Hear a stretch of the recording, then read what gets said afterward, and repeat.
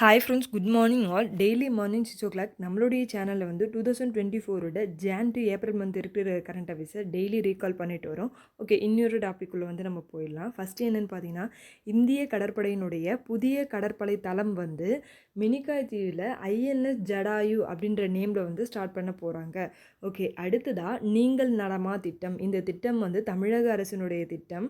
இது வந்து தமிழக அரசினுடைய அனைத்து துறை நலத்திட்டங்களும் மக்களுக்கு வந்து சீரிய முறையில் சென்றடைதா, கரெக்டாக வந்து அவங்கள போய் ரீச் ஆகுதான்னு பார்க்குறதுக்கான திட்டம்.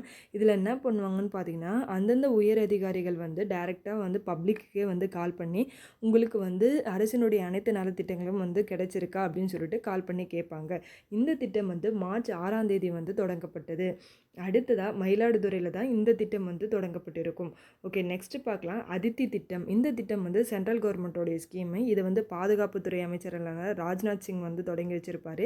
இந்த திட்டம் வந்து எதுக்கானதுன்னு பார்த்தீங்கன்னா, நம்மளுடைய 3 கடற்படை, விமானப்படை, அதுக்கப்புறமேட்டு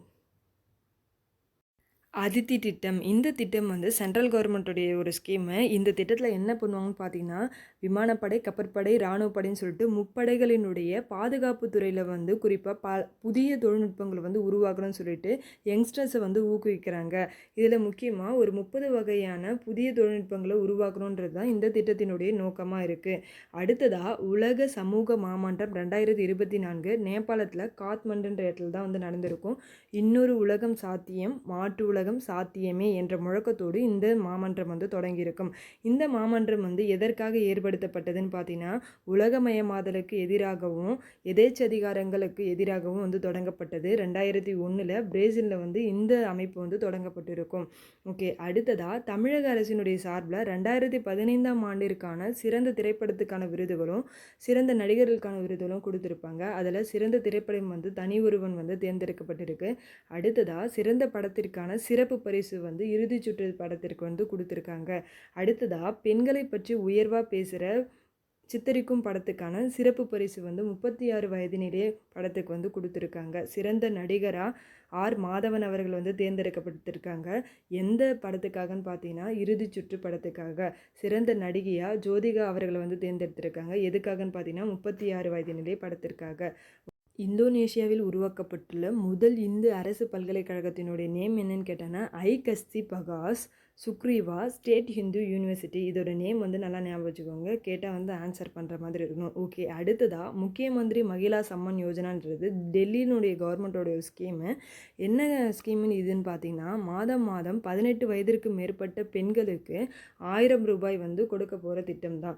நம்ம தமிழ்நாட்டில் கலைஞர் மகளிர் உரிமை தொகை திட்டம்னு சொல்லிட்டு இருக்குங்களா, அதே மாதிரி தெலுங்கானாவில் வந்து மகாலட்சுமி திட்டம்னு இருக்குங்களா, இது எல்லாமே நல்லா ஞாபகம் வச்சுக்கோங்க. ஓகே, அடுத்ததாக சாய் பிரணீத் யாருன்னு பார்த்தீங்கன்னா, இவங்க ஒரு பேட்மிண்டன் வீராங்கனை, இந்திய வீராங்கனை. இவங்க வந்து சர்வதேச களத்திலேருந்து ரிட்டையர் ஆக போகிறதா வந்து ரீசெண்டாக அனௌன்ஸ்மெண்ட் பண்ணியிருக்காங்க. ஓகே, அடுத்ததாக கிசான் உபஜ் நிதி. இது வந்து ஒரு திட்டம் மாதிரி. இது வந்து வெப்சைட்டு. குறிப்பாக இந்த வெப்சைட் எதுக்காக அப்படின்னு சொல்லிட்டு பார்த்தீங்கன்னா, நம்மளுடைய விவசாயிகள் வந்து அவங்க விவசாய விளைபொருட்களை வந்து கிடங்குகளை வந்து அடமானம் வச்சு அதன் மூலமாக வந்து மானிய தொகையும் கடன் தொகையும் வந்து பெறலாம் அப்படின்னு சொல்கிறதுக்காக தான்.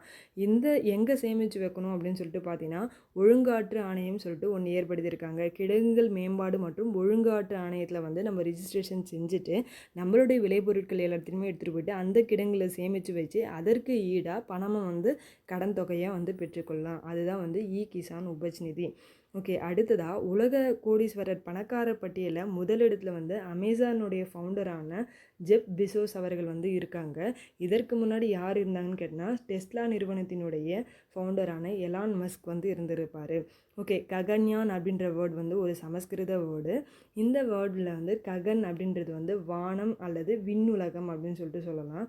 யான் அப்படின்னா வந்து என்னதுன்னா வாகனம் அப்படின்னு சொல்லிட்டு சொல்லலாம். வாயுமித்ரான்ற வந்து ரோபோட்டு. இந்த ரோபோட் வந்து ககன்யான் திட்டத்தில் விண்வெளிக்கு அனுப்ப போகிற வீரர்கள் கூட சேர்த்து அனுப்ப போகிறாங்க. ஓகே, அடுத்ததாக 2023 ககன்யான் திட்டம் மாதிரியே ஒரு மாதிரி விண்கலத்தை வந்து ஸ்ரீஹரிகோட்டா விண்கல தளத்துலேருந்து செலுத்தியிருப்பாங்க. இதோட நேம் என்னென்னு கேட்டாங்கன்னா TVD-1. ஓகே, நெக்ஸ்ட்டு வந்து என்னென்னு பார்த்தீங்கன்னா, இந்தியாவினுடைய முதல் முறையாக நீருக்கடியில் செல்லும் மெட்ரோ ரயில் சேவை வந்து கொல்கத்தாவில் பர்டிகுலராக மேற்கு வங்காளத்தில் வந்து ஸ்டார்ட் பண்ணியிருக்காங்க. ஓகே ஃப்ரெண்ட்ஸ், இன்னொரு கரண்ட் அஃபேர்ஸ் வந்து இதோட கம்ப்ளீட் ஆகுது. நாளைக்கு வந்து வேற ஒரு டாப்பிக்லேருந்து பார்க்கலாம். Thank you all.